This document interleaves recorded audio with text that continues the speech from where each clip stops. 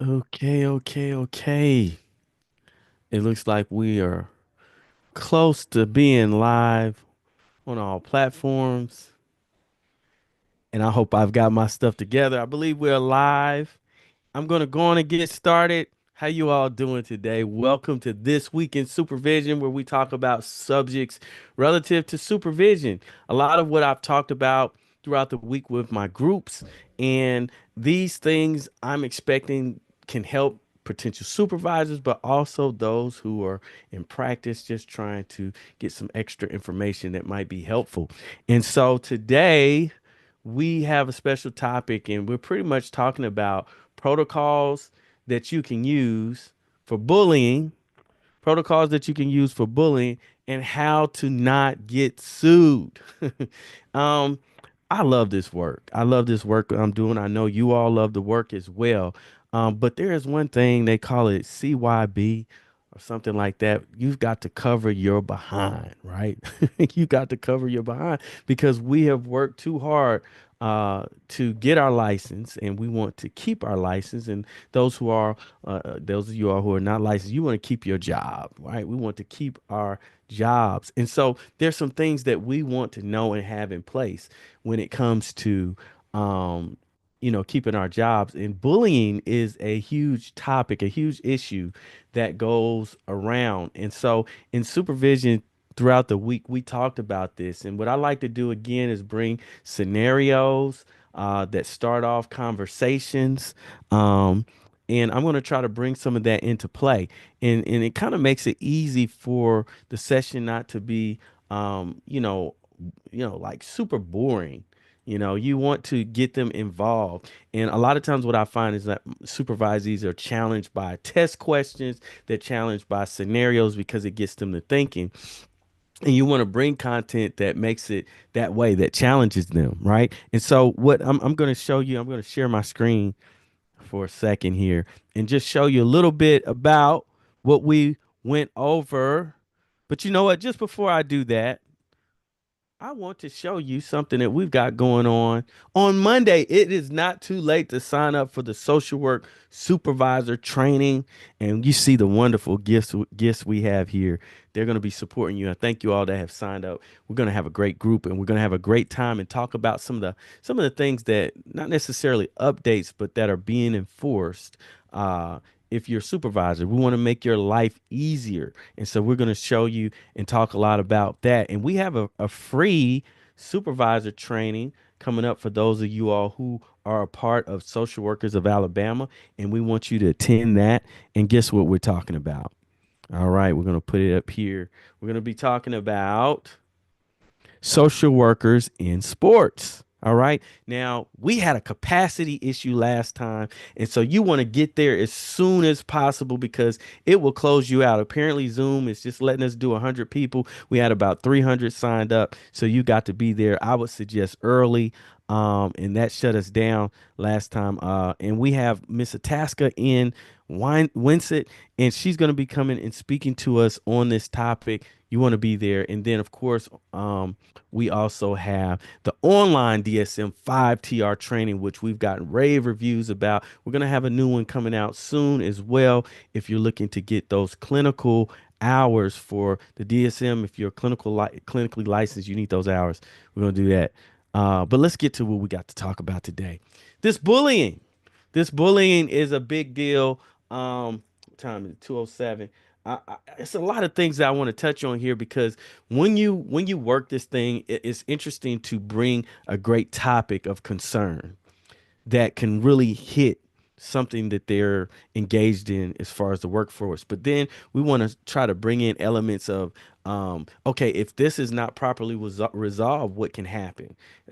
Potential legal issues that could occur. But then safety is our number one thing before not getting sued.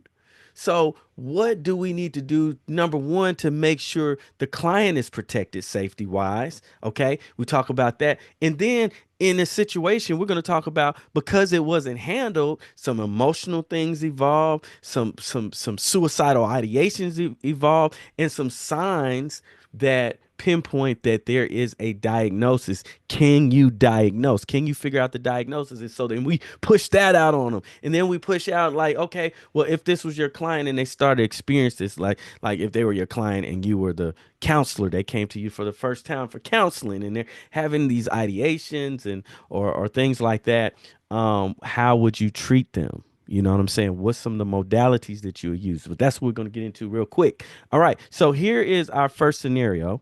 Let me bring this up. Uh, and here it is. We're not going to read this whole thing because we're limited on time, but you have a licensed social worker, okay? And the social worker is working in the school and provides counseling services in the local high school. And this social worker finds out that a freshman student has been assaulted, okay? And they're showing clear signs of assault, of being physically assaulted by another student, a student that has a history of bullying, okay? And this happened in the bathroom. As a matter of fact, one of the teachers came into the bathroom while this was happening. They didn't recognize that the person had been physically assaulted at that time. Okay. By the time this kid was done with the other kid, they were showing physical signs of an assault. Okay. And so think about what you would want to if this was your child and somebody was bullying your child and your child ends up bruised and battered because of a situation like this. You know, we don't want litigation, but if that was your child, you got to think about that. So, being on the other side as a social worker, you got to also think about, hey, some mother or father who is very concerned about their child and these things are going on. I've got to make sure their child is safe if this happens, but then I also have to protect everyone else that's in the building as well. So all these things have to come to mind. But so the teacher left the assault sheet, you know, and later what happened was it was found out by the social worker that you know, there was a physical assault, and that something needed to be done about that, right? She knew that she had to follow up. So what her thing was, she followed up with the vice principal and went to the vice principal's office and thought that the vice principal was going to do what they needed to do to follow protocols to follow up on everything. She assumed that the appropriate actions were being made, just to find out later that it did not occur. As a matter of fact, as a result of this child being bullied and physically assaulted, the child developed some emotional distress due to the incident, negative thoughts. You know, they started being intimidated by other children who were posting things on social media, further traumatizing this child. And it went from just one person that they were being bullied by, but to other people, other kids contributing to this, right? And so as a result, the child started to develop severe emotional distress, suicidal thoughts. Oh, it's getting tough now, right? Ooh. And you know, and needed some help, some mental health support.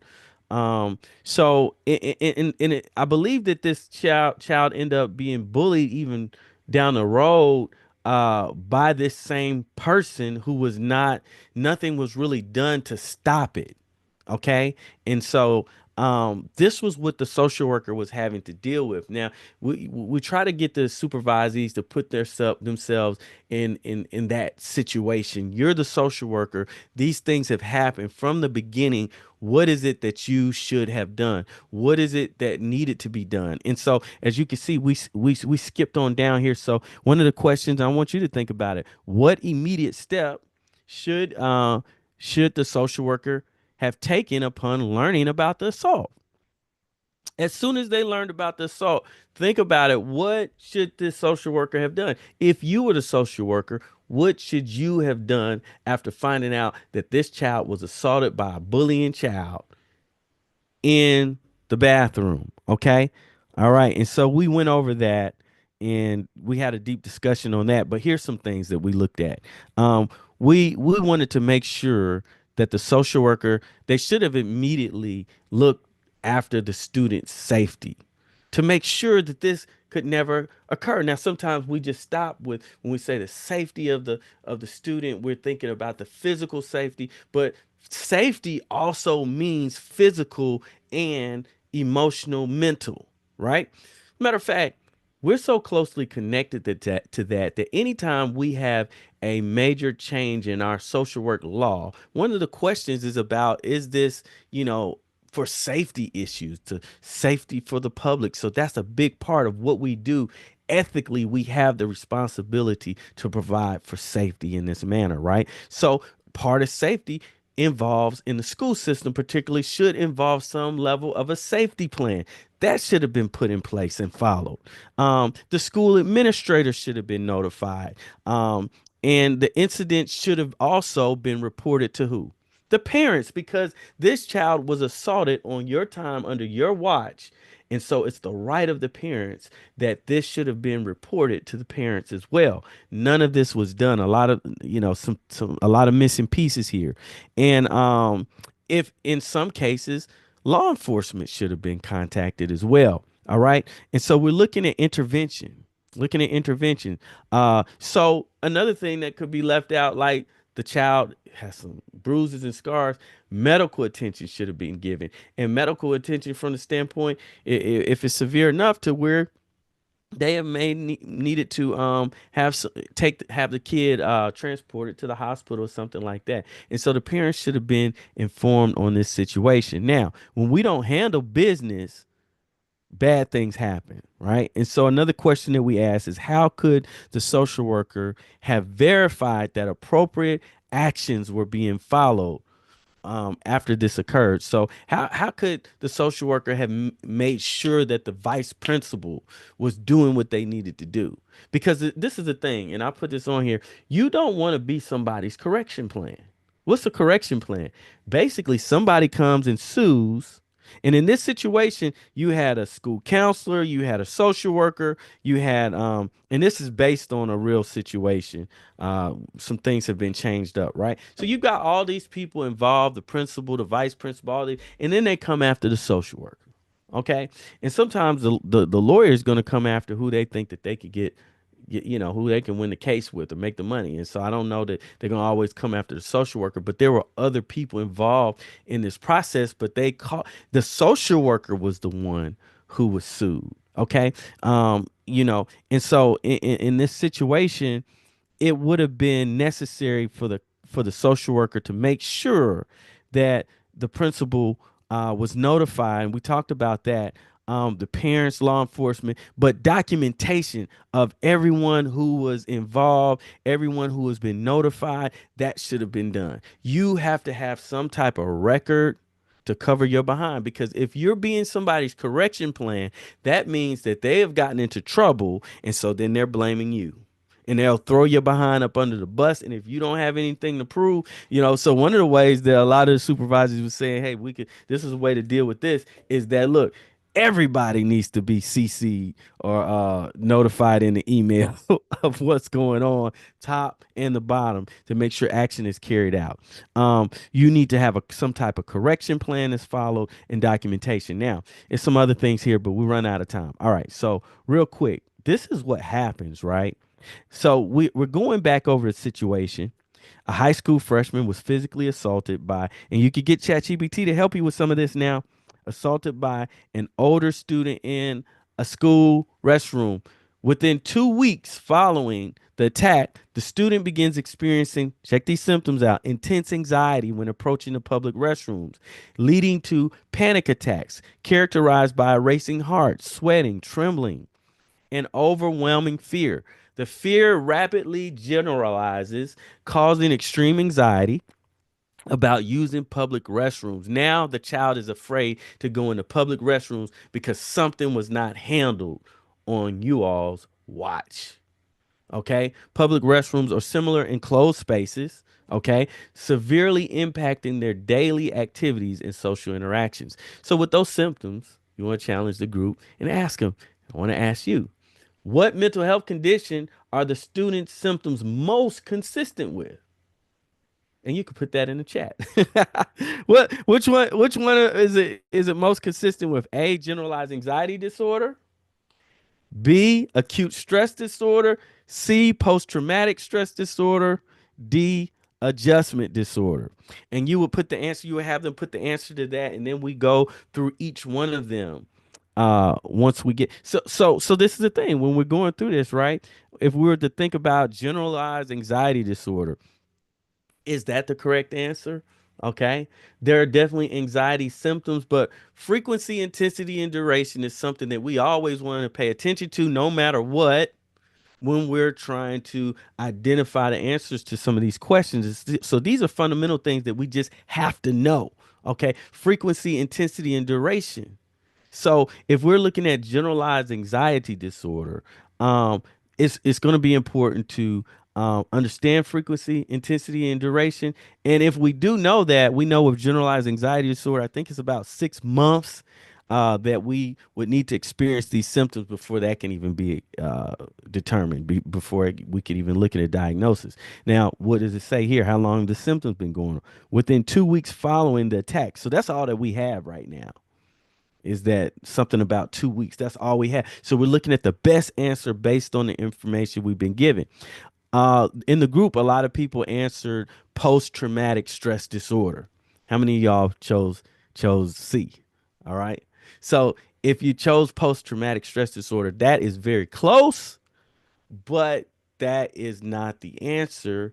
Again, when we're looking at frequency, intensity, and duration, how long do symptoms need to be present in order for for us to have post-traumatic stress disorder diagnosed? Well, it's going to require I'm live. It is going to require sorry y'all. With post-traumatic stress disorder, it's going to require at least 30 days plus of symptoms. And some of these symptoms are, very relevant to what we experience in post traumatic stress disorder. Okay. We're talking about panic attacks and things like that. Okay. It's going to be 30 days plus. We're at like 2 weeks. So the best answer in this situation is going to be ding, ding, ding, ding, acute stress disorder. An acute stress disorder, we're looking at about 30 days or less of symptoms that are, resembling what we're seeing here, and so that would be the answer. Now, adjustment disorder, we can throw almost just about anything under adjustment disorder, but we don't want to do that, especially when things are accounted better for with another diagnosis. When you're talking about adjustment disorder, these symptoms that we're hearing and seeing here are a little bit more aggressive than what you typically might see with an adjustment disorder. Okay. And so, one of the things that we also like to go through is different. Ways to treat. And so sometimes we'll show some short video and discuss that. And here these guys are talking about other ways to reduce anxiety. I don't get to play all this stuff, right? And then you may want to get some stuff, on that you can break down as far as modality. Okay. We want them to be very comfortable with modality. Um, and right here we see cognitive behavioral therapy as so let's just say that they're afraid to go into the bathroom because they're fearful that everyone might hear me if I just start yelling and screaming. Because this happens a lot of times, we have a panic attack, I'll be embarrassed. Instead of having them in that frame of mind, we might do some cognitive restructuring interventions and get them to think something like, well, people are focused on themselves, not me. A lot of anxiety concerns are so connected with a fear about what others think about me. And so if you can overcome that just in itself, you can do a lot of big work when working with someone in psychotherapy. And then behavioral experiments, it goes into that, which is really important. I love doing behavioral experiments, test predictions of feared outcomes. What happens if I use the restroom when others are there present? So just having them, flooding them, allowing them to just think about that can cause a level of intensity as well. And then we talk about exposure therapy. There's something I want to show you all real quick. And I want you to be aware of this because I'm not going to lie. I have had situations in working with my supervisees where we have to be mindful of what we're showing when it comes to trauma. So this is a trauma trigger. So I'm letting you know. You may need to give them time and ability to tap out and make that very clear with your supervisees, because some of our supervisees have been through certain traumas. And so an exposure can be very intense. Okay. And so I'm going to give you an example of this, right? So with exposure therapy, part of that is that we're exposing our client to the event. And that could be physically or just taking them back. Now, this is a very good video that gives a demonstration of a real life situation with someone who was raped or something like. So these are very sensitive things, right? But I want you to kind of just see what this looks like. And this may be something that could be triggering. It's something that we need to learn, but then there's something that you need to be mindful if you're showing this to your supervisees. Just check out the room. But it's good for therapy as well. Kill me. She needed to cry. She needed to sob. I mean, she went through a horrendous experience. The bottom line was she was afraid that she was going to be shot and killed. And that was... I'm thinking, I can't take this anymore. I can't hold myself together for another second. And if I start fighting him, then he's gonna kill me.